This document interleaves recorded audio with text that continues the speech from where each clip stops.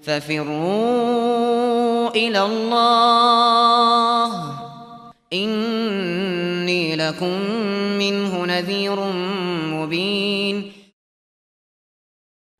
Afwan Ustadz, Ana mau nanya tentang tradisi.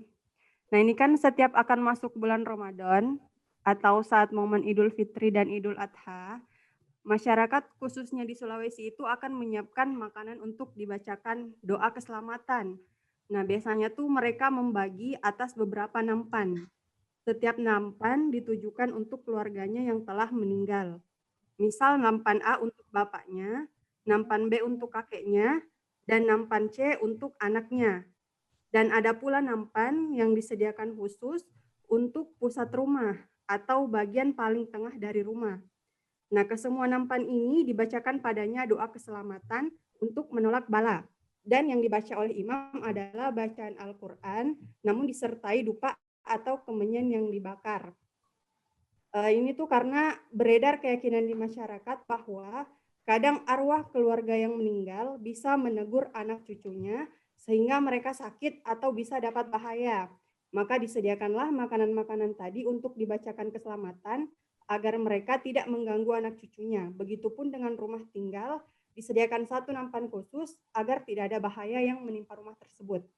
Nah terus Ustadz, dan pada setiap hari Jumat, kadang-kadang tuh seseorang menyedekahkan uang ke masjid yang diserahkan sama imam masjid, terus diniatin sebagai uang tolak bala untuk bapaknya misalnya yang telah meninggal. Nah gimana hukum tradisi dan keyakinan ini? Apakah misalnya kalau misalnya disediakan makanan, apakah kita halal untuk memakannya? Dan sebenarnya makna dan hukum tolak bala itu seperti apa Ustadz? Ya, barakallahu fikum. Pertama, kadang di tengah masyarakat itu terlalu meluas ya, dan kadang salah paham di dalam memaknai sebagian hal, dan kadang sebagian perbuatan itu tradisi sebenarnya, cuman diberi label-label agama di dalamnya. Jadi pada dasarnya kalau ada yang sudah meninggal, kemudian kita bersedekah untuknya, itu adalah hal yang dibolehkan. Hal yang dibolehkan. Ayah saya sudah meninggal, kakek saya sudah meninggal. Saya bersedekah untuk mereka berdua dalam bentuk makanan maupun selainnya. Maka itu boleh saja. Adalah hal yang diperbolehkan. Cuman makna ini kadang diperluas oleh sebagian orang. Apalagi masuk di dalamnya keyakinan-keyakinan yang batil.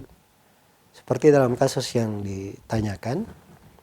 Ya, kalau dia buat makanan-makanan disimpan di atas satu nampan, kemudian dibacakan dengan bacaan-bacaan tertentu, dibakar dupa terhadapnya, ini adalah hal yang diharamkan. Sudah masuk di dalamnya praktek dari bid'ah yang tidak ada tuntunannya, kemudian melakukan ritual-ritual, yaitu mirip dengan perdukunan. Sebab membakar dupa-dupa yang seperti itu biasanya masuk di dalam hal-hal yang mistik, hal-hal yang dilakukan oleh dukun, dilakukan oleh paranormal, atau yang semisal dengan hal itu. Dan itu tidak diperbolehkan ya. Iya. Kemudian yang kedua, memberi sedekah khusus, menamakan makanan itu untuk tolak bala. Karena khawatir dari keluarganya nanti ditimpakan, datang mengunjunginya menimpakannya bahaya. Itu juga keyakinan yang batil. Ya, orang yang sudah meninggal itu tidak bisa kembali lagi. Annahum ilaihim la yarji'un. Dalam Al-Quran dikatakan bahwa mereka itu tidak akan kembali lagi kepada keluarganya. Tidak mungkin mereka bisa kembali lagi. Jadi kalau terjadi kejadian-kejadian seakan-akan dia lihat orang tuanya dengan mata kepalanya, maka itu jin-jin yang berwujud seperti itu. Untuk menipu manusia, menipu orang-orang. Sehingga menjatuhkannya ke dalam kesesatan dan kebatilan.